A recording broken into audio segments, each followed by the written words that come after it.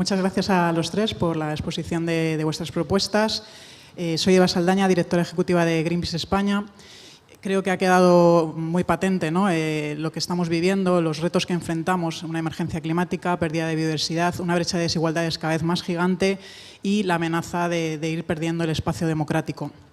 Me gustaría que miráramos a Europa, ¿no? En Europa se va a reformar el Pacto de Estabilidad y Crecimiento, las llamadas reglas fiscales con las metas del 3% de déficit y el 60% de deuda, antes de entrar en vigor, ¿no? Después de su suspensión durante la pandemia.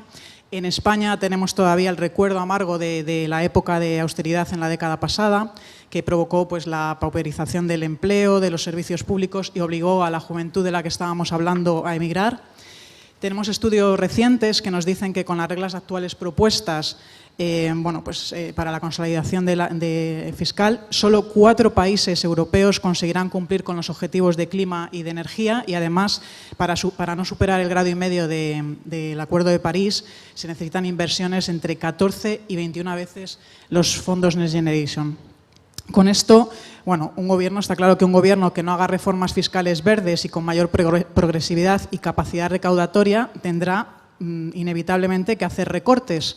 Con lo cual, aquí viene mi pregunta.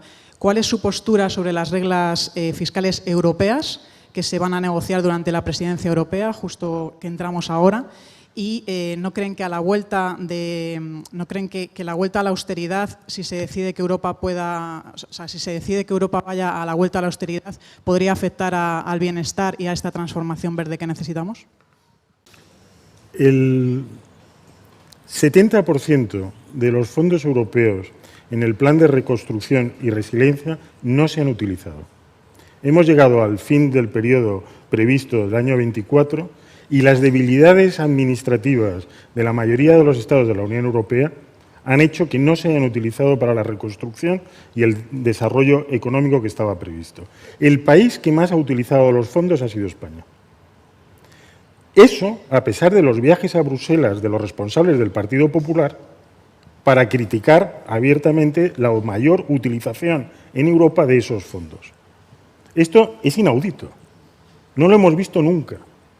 Es una especie de quinta columna dentro de Europa para ir a criticar cuando éramos el país más eficaz y con muchas limitaciones, porque de eso podemos también hablar, de cómo se utilizaban los fondos. Gracias a eso tenemos la tasa de paro que tenemos ahora mismo, la menor que ha existido históricamente, tenemos los ERTEs, tenemos una base industrial que no se ha hundido, etcétera, etcétera.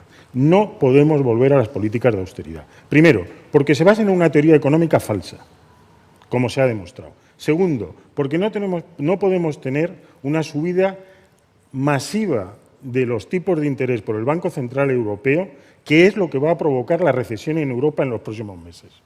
Ya el nivel de producción del sector manufacturero ha entrado en recesión en toda Europa. ¿Y por qué lo ha hecho?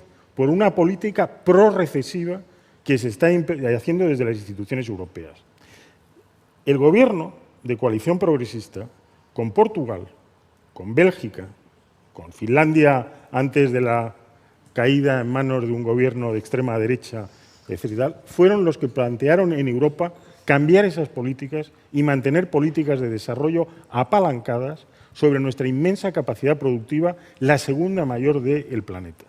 Sobre eso podemos tener una política progresiva del Banco Central Europeo, aumentar los créditos, utilizar racionalmente las ayudas para la reconstrucción, utilizando más que lo que hemos utilizado, y eso nos asegurará un crecimiento económico que, si es sostenible, si es democrático y lucha contra la desigualdad, nos permitirá dar un salto cualitativo en la Unión Europea. Si no lo hacemos así, si caemos en las políticas de austeridad, si ponemos como primer objetivo reducir la deuda, como decía el señor Feijóo en su entrevista del Financial Times ayer, reduciendo los impuestos y asegurando que se mantienen los beneficios extraordinarios de las grandes empresas que por primera vez se les ha sometido a un control fiscal normativo, si hacemos esa línea de políticas, nos volveremos a encontrar en la crisis del 2011, cuando subvencionamos primero las pérdidas de la banca, diciendo que no nos iban a costar un duro, ahora quieren subvencionar a los tenedores de bonos